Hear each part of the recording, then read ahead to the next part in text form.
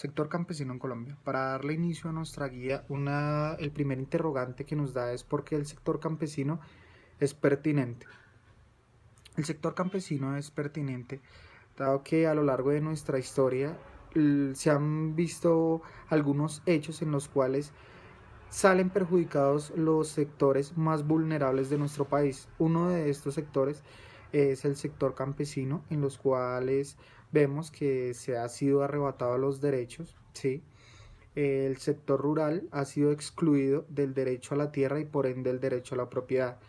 Desde nuestra independencia, vemos que el sector campesino ha sido muy influyente, ya que Colombia es un país agrícola y parte de la economía la aporta este sector, en los cuales el campesino se ha visto muy afectado por el gobierno principalmente o por algunos terratenientes que los tienen como arrendatarios y tratan de sacar el mayor provecho de nuestros campesinos.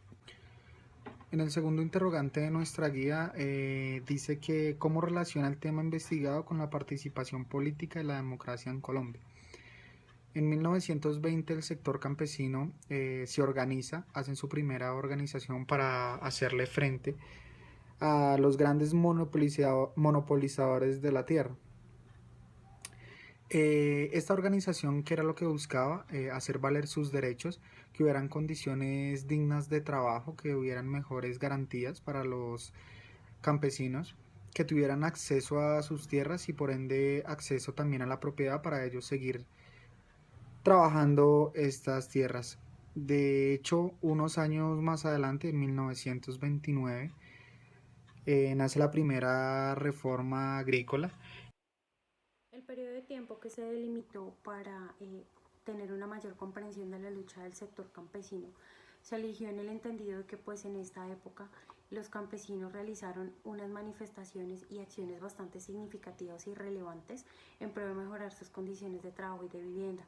Lo que solicitaban era también pues tener derecho a poseer tierras y sembrar en ellas lo que ellos quisieran.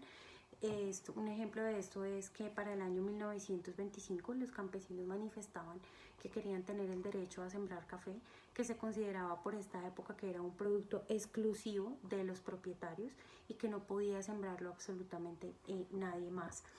En solidaridad con el sector campesino para esta época, varios de los movimientos nacionales se movilizan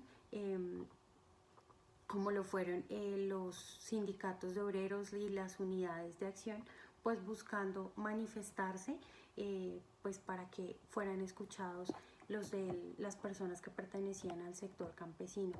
Para finales de 1928 se funda el movimiento agrario del Sumapaz, que era liderado por Erasmo Valencia y Juan de la Cruz Varela. ¿Por qué seleccionamos este espacio geográfico para la investigación? De acuerdo al contexto histórico, la zona del Sumapaz, Cundinamarca, sufrió una gran afectación en la época de la depresión y la caída del precio del café, porque esto hizo que las condiciones laborales del sector campesino se vieran muchísimo más afectadas, a pesar de que pues ya eran bastante críticas. Y adicionalmente a esto, porque para la época seleccionada y en este sector, en el año 1920, pues se hacían la distribución de tierras, que también fue algo que generó bastante tensión, ya que pues no eran de manera equitativa con este sector. Todo esto se centra en la agricultura y en, bueno, en el sector agrario, en la economía y en la salud en la salud de los campesinos, en la vulneración de los derechos que tienen los campesinos. Eh, Gracias a las compañías y a los terratenientes que fueron siempre muy injustos con ellos.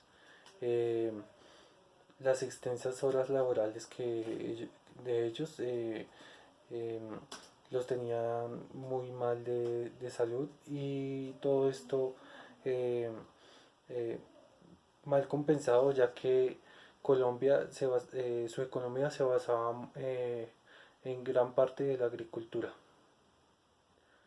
Eh, Luego podemos hablar de la siguiente pregunta, qué población es afectada y quiénes son los actores relevantes del sector social investigado. Eh, Surge la PAN y UNIR, Partido Agrario Nacional, y UNIR, Unión Nacional Izquierda Revolucionaria. Eh, la última, liderada por Gaitán, surgen a partir de pues, los problemas con los campesinos y en algunos sectores rurales con personas que laboraban en la ciudad, eh, que se veían vulnerados también sus derechos. A partir del Bogotazo surgen diferentes eh, fuerzas revolucionarias como la FARC, en donde eh, bueno, y otras más, en donde defienden también el sector campesino. Y para darle continuidad al desarrollo de la actividad, nos están preguntando cuáles fueron los hechos históricos que más influenciaron en el sector campesino.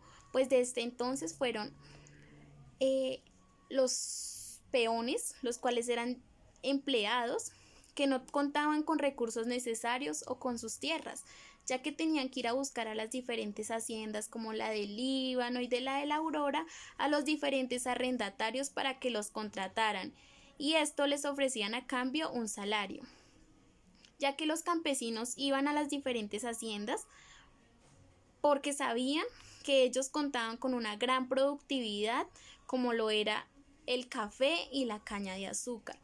También nos preguntan sobre cuál es la temática durante el contexto. Con base a esto puedo decir que son los campesinos, ya que gracias a las luchas que estos ejercieron desde su primer comienzo, sin importar los conflictos y todo lo que tuvieron que pasar para que sus derechos fueran reconocidos.